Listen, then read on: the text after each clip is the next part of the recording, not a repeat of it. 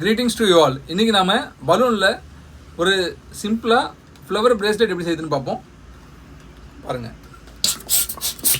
சும்மா கொஞ்சமாக ஊதிக்குங்க. சரிங்களா? அளவுலாம் இல்லை, கொஞ்சமாக ஊதிக்கோங்க. ஊதிட்டு முடிச்சு போட்டுக்குங்க.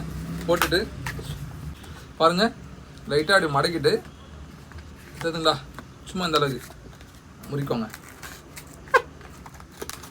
இதே அளவில் இன்னும் 4 பண்ணணும். பாருங்க, அதே தான், ஜஸ்ட் வச்சு மடக்கிறேன், முறுக்கிறேன்.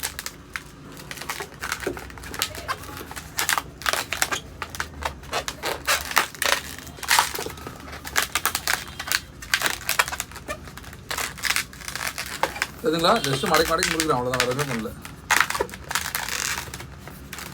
4 பண்ணிட்டேன், இன்னும் 1, 5 பண்ணிவிட்டு இது தேவையில்ல, நம்ம அடிச்சிடலாம். முடிச்சு போட்டுங்க.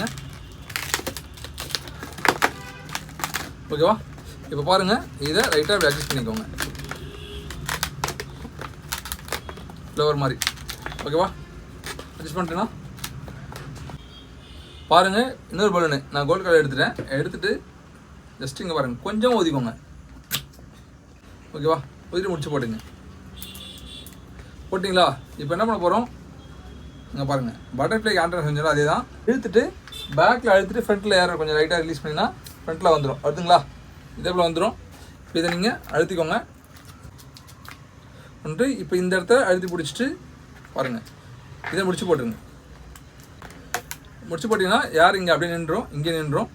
இப்போது இதை இந்த பிங்க் கலர் செஞ்சு வச்சுருந்தீங்களே, அதை எடுத்துகிட்டு இதை சென்டரில் வைங்க.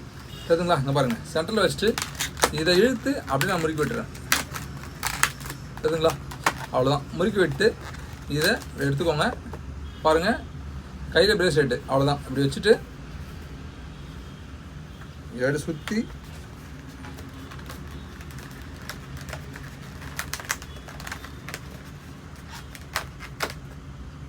தெரியுதுங்களா?